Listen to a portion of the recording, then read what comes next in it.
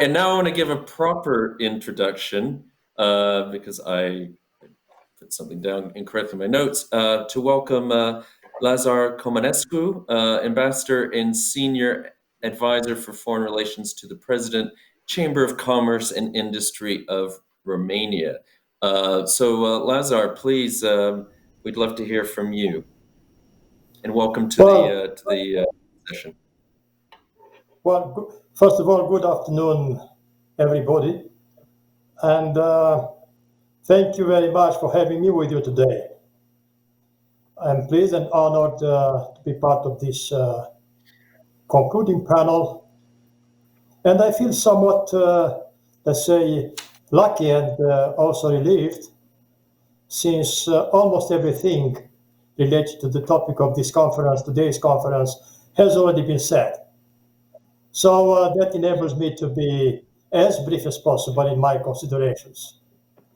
My first one is that, this is nothing new, but nevertheless, I feel I needed to say that the economy, not only in Romania, but worldwide, Europe-wide, has been hugely affected by the pandemics, and the measures to overcome this negative impact have become a matter of urgency.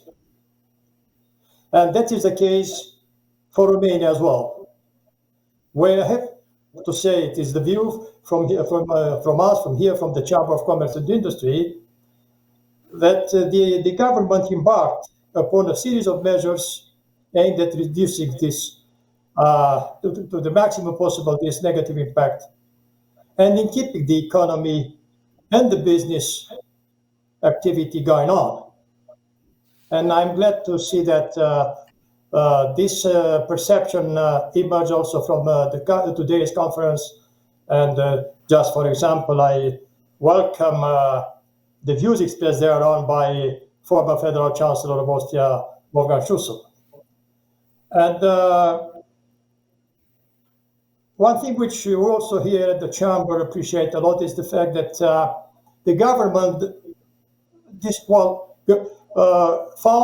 found it appropriate to, while elaborating these measures, to consult the business community. And I have to say that I'm proud that the Chamber of Commerce and Industry has been able to produce some proposals, ideas, which have been taken into account when the government adopted the measures.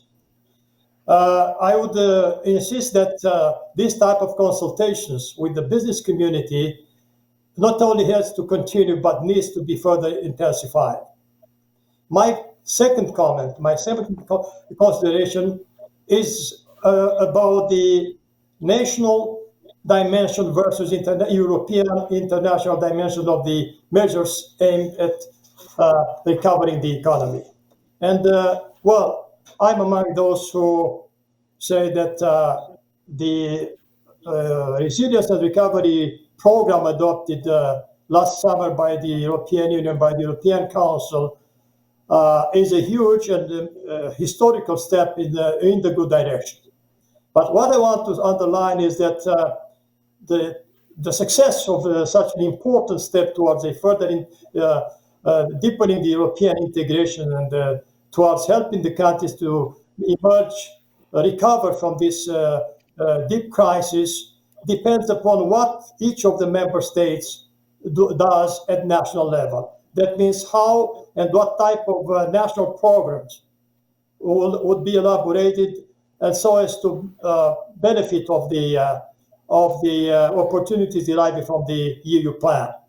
And here again, I think that I understand that the Romanian government has been working hard on that, and if my information is correct, in a few weeks, the first draft of this recovery plan, a national one, would be sent to Brussels for further consultation and the finalization.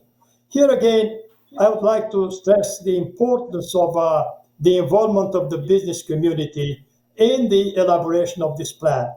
And secondly, it is extremely important to take into account, while starting from the priorities settled within the EU recovery plan, Romania, which Romania fully aligns to, I would nevertheless stress that in the case of Romania, of paramount importance is to give much more attention to the infrastructure development, because unfortunately we are still lagging behind, and unfortunately the previous governments were not able to make full use of the opportunities. And now, as we see, when we look at the infrastructure in Central and Eastern Europe, Romania included, we see that there is a lot of need for strengthening this. Otherwise, the opportunities for recovery and economic recovery would be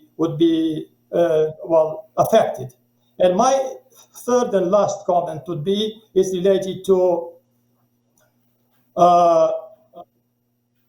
what the EU recovery plan considers as ways to to increase the prospects for this plan to be successful. And one idea included in this plan is that of relocation, in order to strengthen the resilience. Here, definitely, we consider that this is really a path to follow.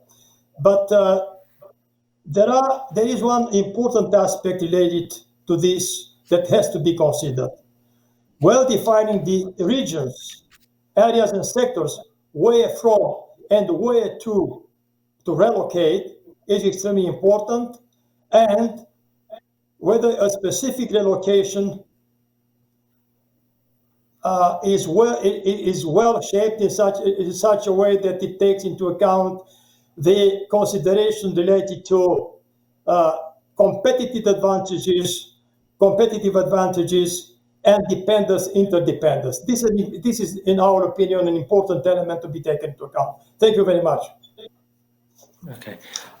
Thank you so much, Lazăr Comănescu. That was very much appreciated.